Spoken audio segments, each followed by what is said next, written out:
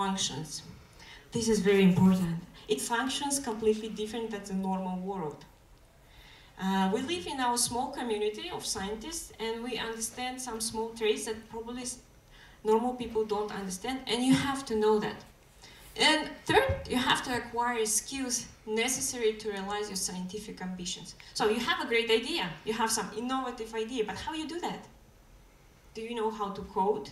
Do you know how to do measurements with some special techniques? Do you know how to write a paper? Do you know English at all? So you still need all these skills. So how do you get these skills?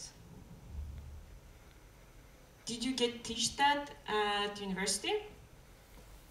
Students here at Nazarbayev University, do they teach you this? Yes. Okay, good.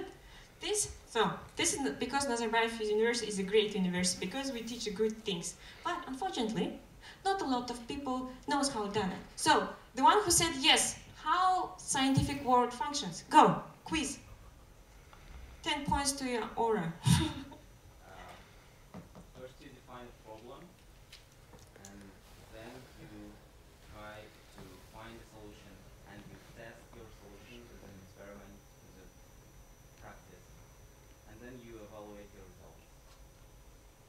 This way? I know, it's an ideal world. It's an ideal world that was 500 years ago when Leonardo da Vinci lived. Unfortunately, it's not how our world functions right now, because I don't remember which century we live in, 21st century. It's all about money.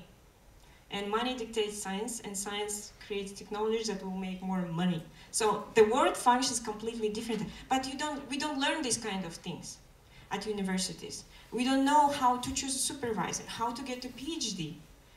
What kind of PhD? Do I need a PhD to become a scientist? These kind of questions, maybe good teacher will teach you, but it's completely random. It doesn't depend on the program. So, and that's why we came up with a great idea. It's the most innovative startup idea. Is a platform, scinet.kz. It's an online platform for students and young scientists. If you have phones, you can just right now type in scinet.kz, and this is what you see. So, what are our goals? We have a lot of goals. One of them is conquer and dominate the world, but what smaller goals is actually to give access to the resources and information and experience exchange and the scientific community. This access we will give to the students, to anyone who wants to become the part of it. We also give, one of the things that we want is to promote STEM education. Why it's important? It's kind of weird to explain why STEM is still important in 21st century, but it feels like we still need that. And of course, to create some kind of grand rule, some kind of platform when we all scientists can start collaborating with each other and start learning about each other. This is nice. So how do we do that? So this is our goals. So what our task is to create scientific infrastructure for students, young researchers, engineers, and innovators. So what is the infrastructure for us? Obviously, we cannot build new university, but what we can do is internet. Everyone has almost everyone has access to internet right now. So, and this is how you can get connected to scientists in Kazakhstan. So what kind of resources we can provide right now? Go ahead and subscribe to our YouTube channels. We have a lot of very useful videos for people who want scientists, okay? It's not only for scientists, but for students, for high schoolers who wants to maybe thinking about getting PhD, or maybe thinking about the academic, some kind of career.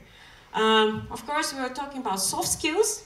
This is a thing that I think a lot of scientists started to need to learn, how to communicate their ideas. In the end of the day, you need to get your money from the investors that will invest into your research work. How you do that? You have to speak up, you have to tell, and you have to communicate your idea. So we also have useful videos from the people who studied in Japan, in the UK. We have also right now in Ireland and the US. So yeah, you find them very useful. They give you hands-on experience, how it happened, how they will like more technical details, how you actually start there, and what you need for that. So another program that we offer, I think this is one most successful program that we have right now, it's a mentorship program. So probably all of you know what a mentor means, right? Oh, you can read here at least. So the mentor directs but does not dictate, helps but does not do advice but does not make decisions for you. So the person who helps you, who advises you, maybe you're like, oh, I need to get a PhD in Japan. How am I going to do that? Do I really need that? Do you know how hard it is to get the PhD in Japan? How actually hard to communicate with people there? It's a completely different environment, and what if it doesn't suit you? Who you should ask? You might ask, you go and Google it, and I hope the SciNet KZ will come up, but probably no, so you can go to SciNet KZ and learn all these things here. So what we have active members. We have 35 mentors with PhDs, masters,